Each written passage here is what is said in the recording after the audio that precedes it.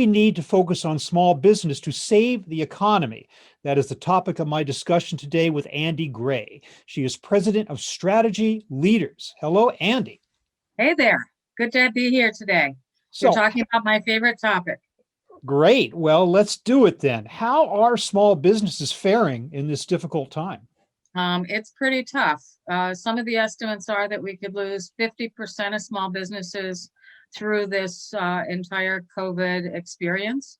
The belief is that while the last pandemic from 2008 to 2012, it wasn't actually a pandemic, it was an economic collapse that cost us about 7 years to recover from.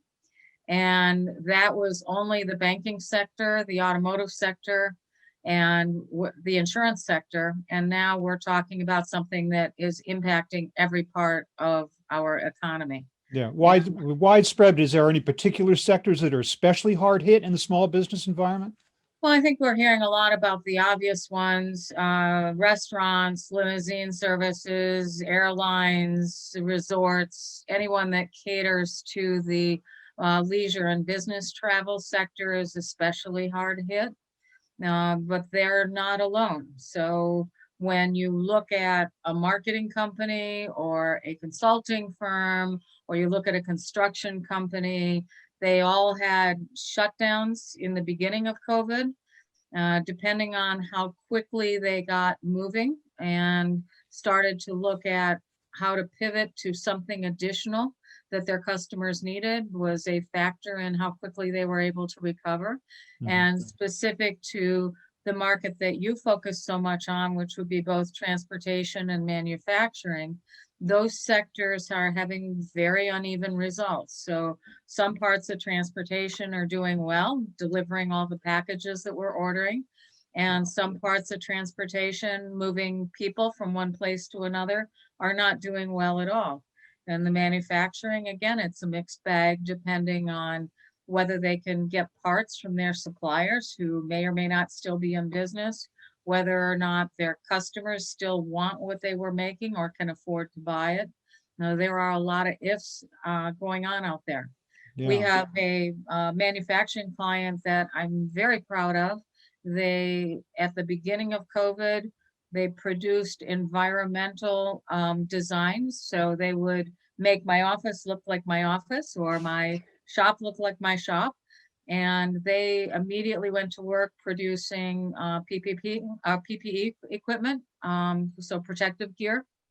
And they also went out to all of their vendors whose workforces were being laid off for lack of work and said, send them to us, we'll put everybody to work, and made massive amounts of protective gear in the beginning, learned a lot about the materials that worked and didn't work, and are continuing now in an entirely new line that didn't even exist as a business for them 90, 120 days ago. So the entrepreneurial spirit lives on in small business, although there are lots of obstacles in its way. We've had some government support. We've had the Paycheck Protection Program. We're waiting for a second wave of support. I'm assuming you would argue, would you not? I don't know. Has that been inadequate from a small business standpoint up to this point?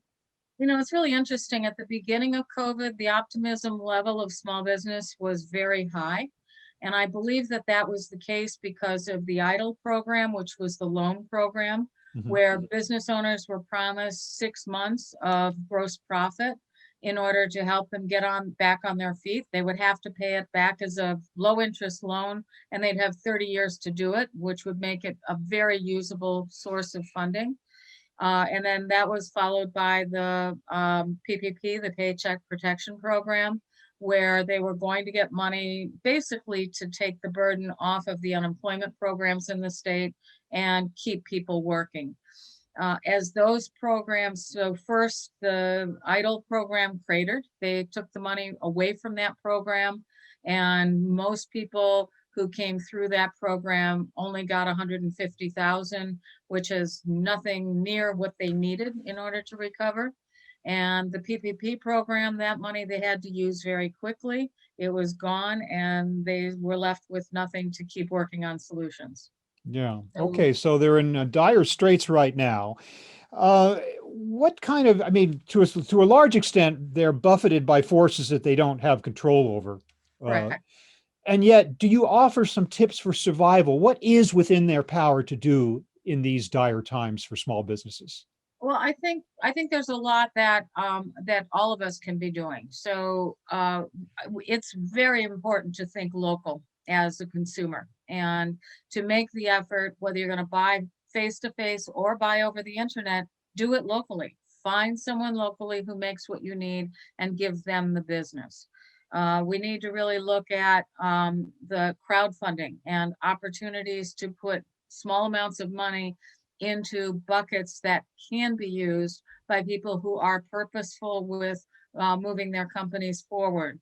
Go back to the farmers market every week. Those things are open, and that money goes into small business hands. Mhm. Go to your nail salon. Go to your hair salon. Keep using your landscaper. These are things that in the beginning we shut down very quickly and have the opportunity to recover very quickly. And they also, for the most part, are some of the most fragile businesses because they tend to be much smaller in size. Yeah. But Uh, as the perhaps what I would to call it, the second wave of COVID-19 is hitting us now, it becomes impossible for certain businesses such as restaurants to even be open, even if we want to patronize them. So they're in a position where I don't know what they're going to do other than just batten down the hatches and hoping they survive it. Well, I think any business owner that takes the approach of batten down the hatches and hope is not a plan. Mm. It's a reaction, and it's Mhm. not going to be enough to get them through. They've got to, like our client who pivoted from making one thing to making a next, they've got to think about pivoting as well, whether they want to start selling cooking classes over the internet or they want to start distributing bread to grocery stores that are looking for something unique to offer, or they want to figure out how to cater to a set of clientele who are willing to order healthier meals. Whatever the idea, I do think most business owners are stuck talking to themselves, and that's not a big enough group. So bring your family together, bring advisors that you respect together, get a group of people on the internet to start talking together about ways that you can innovate and do something you never thought about doing before. So you are arguing really the case for small business reinvention in the most creative sense imaginable, really.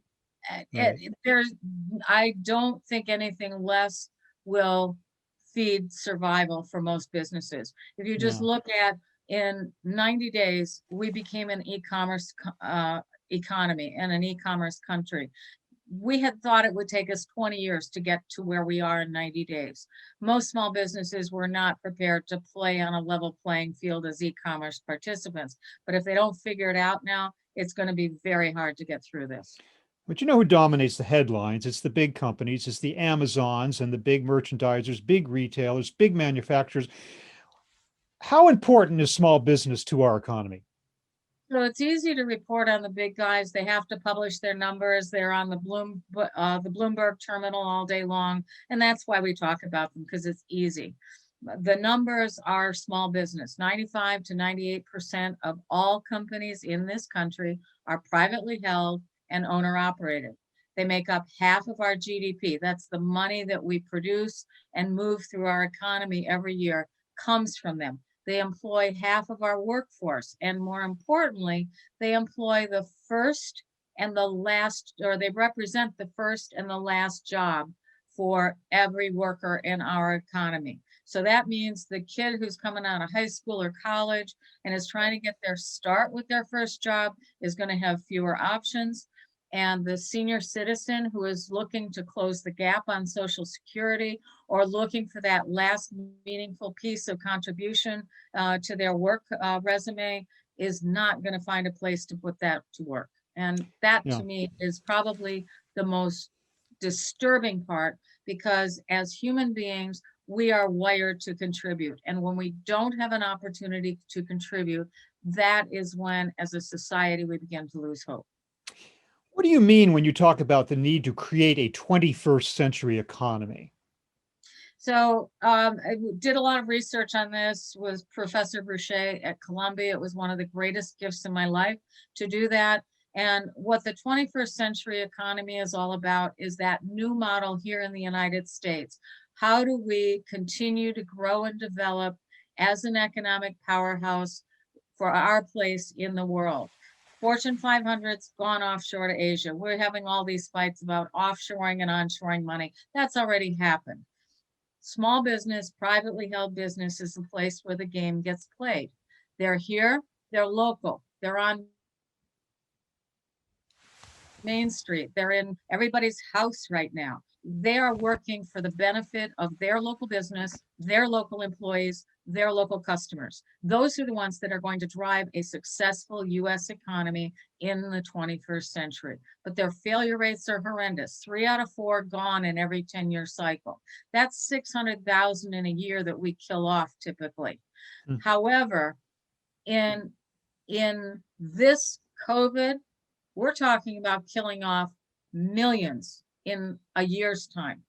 So we're going to take huge losses here unless we get moving and teach these businesses how to survive and give them the support that they need to get through this. And if we don't get them through this, we're going to have a really tough economy for a very long period of time because we just don't have that many businesses employing workers.